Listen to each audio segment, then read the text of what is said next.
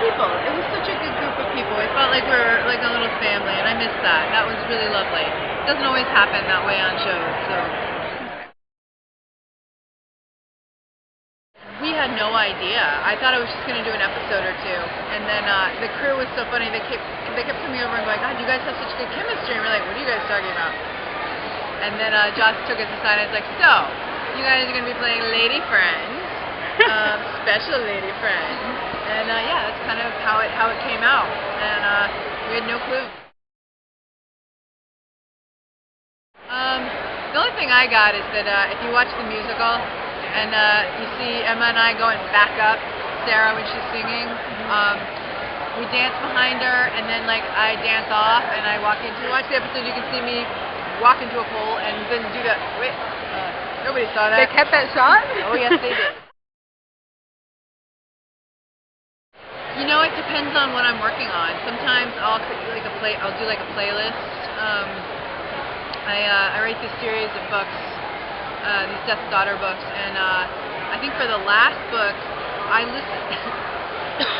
Excuse me. I listened to a lot of Rod Stewart's song "The Young Turks" and the Drive soundtrack. So I don't know what that actually means, but it must mean something psychologically I'm sure it does. Weird about some make it bigger. You know, I love acting. Acting is super fun, but I like making things, and so writing books or making films is very much like you're the captain of the ship, and that's nice. I think if I go back to television, I'd like to run a show, not act on it. Ooh. So that would be fun. Very cool. Well, I was born in 1977, so there were no computers in my house until much later on. So I did grow up before there were computers. I would write. When I write comic book stuff, I've done a couple of different kinds. Some Buffy comics with Chris Golden, and then Ben Smith and I did a comic for IDW called Shadowplay. And when I write comics, I write them out longhand. But anyway, I can't. For some reason, I don't enjoy writing them on the computer. I'd have to then transpose what I've written out longhand. I keep notebooks, and then I have to, write it and email it to the artist. Okay, we're doing this now. I think my favorite thing is that, when you're working on a TV show, you kind of do it in a vacuum.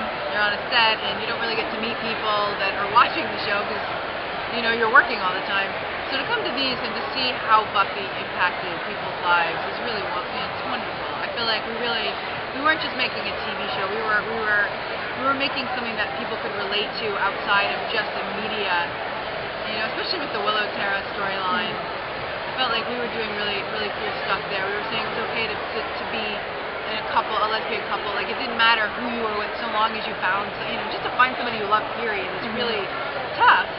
So if you find somebody with the same gender and you fall in love, lucky you, You fall in love with a dog, I don't know. Whoever you fall in love with, you're just lucky to have them in your life. And that's what we were trying to do with Buffy. Great. Absolutely.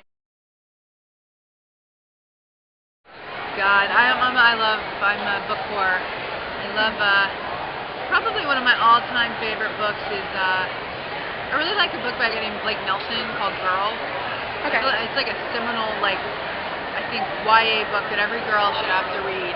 I read an excerpt in Sassy magazine when I was 13, and I was like, what is this book? And I went and got it, and I was obsessed with it. And then I got to recently do a reading series with him called Sister Spit. And I wrote a whole blog post about how exciting it was to meet Blake Nelson after, having read his stuff and being so important in my adolescence. It was really cool.